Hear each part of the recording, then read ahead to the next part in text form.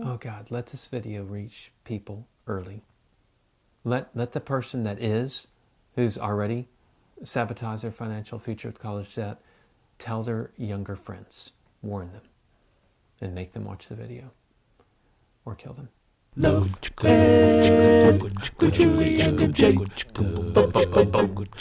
Is your sex drive trying to tell you something?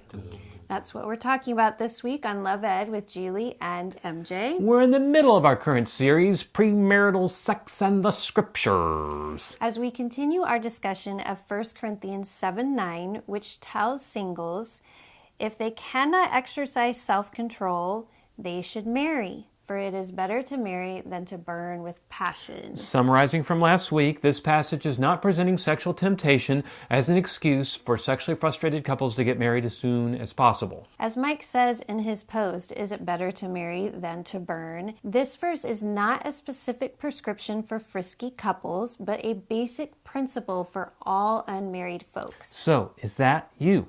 Are you single and burning with passion? Are you struggling with sexual fantasy, pornography, masturbation, continually crossing sexual boundaries, or all of the above?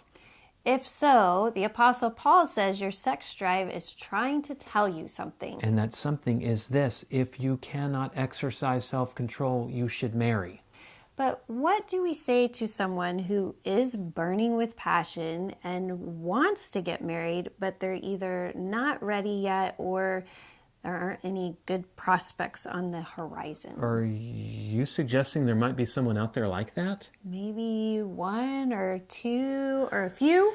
A few million. All kidding aside, according to a Gallup poll of never married Americans aged 18 to 34, close to 90% of them do want to get married someday.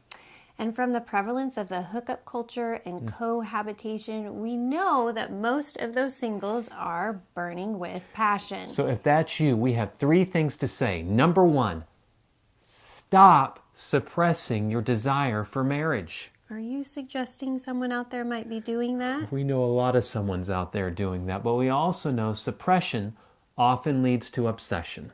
Don't think about a pink elephant.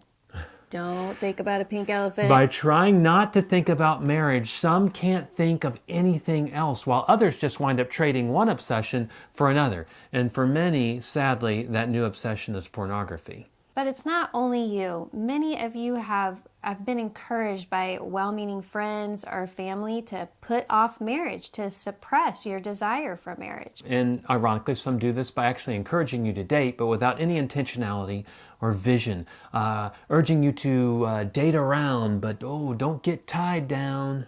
We believe in dating, but only after you understand both the purpose and the goal of your dating life.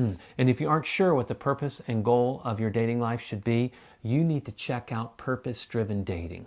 Other people suppress their desire for marriage by fervently guarding their autonomy, not wanting to have to depend on anyone. And yet, we were made for community, which calls for a healthy level of interdependence, especially in marriage. Some obsessed with finding themselves. Which usually entails travel and other life bucket list experiences. But in the end, our lives are not defined by our experiences, but by our relationships. First and foremost, our relationship with God, which thankfully does not require any foreign travel. Not even a foreign mission trip. But after God, for most of us, our defining life relationship, for better or for worse, will be marriage. So stop suppressing this natural, healthy desire to be married. Marriage, if you allow it to, will bring you more self-actualization than leaving home, going to college, or traveling the world all combined together. But speaking of college, the most common way many people suppress their desire for marriage is by focusing almost entirely on their education and career. But learning the skills you need to join the workforce and pursue financial stability is not a bad idea. No, but ironically, in pursuit of their career, many will sabotage their financial futures with college debt before their careers ever begin. When you put it all together, these good things, dating, independence, self-discovery, career, travel, often wind up just putting off marriage further and further and further into the distance. And all the while, your sex drive has been screaming out at you since you were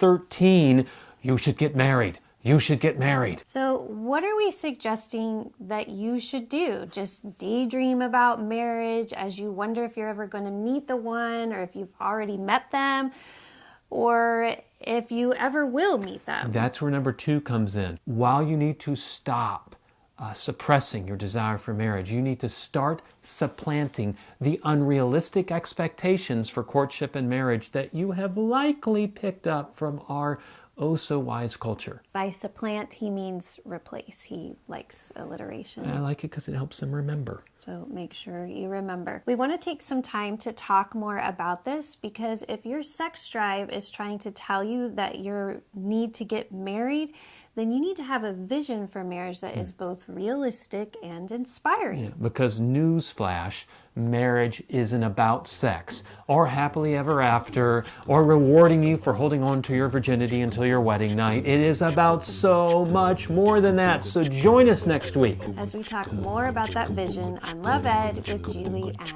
MJ. Love Ed with Julie and MJ.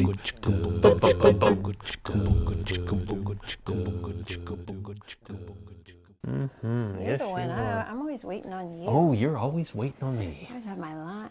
I got my stuff memorized. Lord Jesus, thank you know that what my I'm wife doing. is just always willing, just to just wait for me to catch up with Tagging her. along. I could do these so quick on my own. Hi. Sometimes lying is fun. That was Love.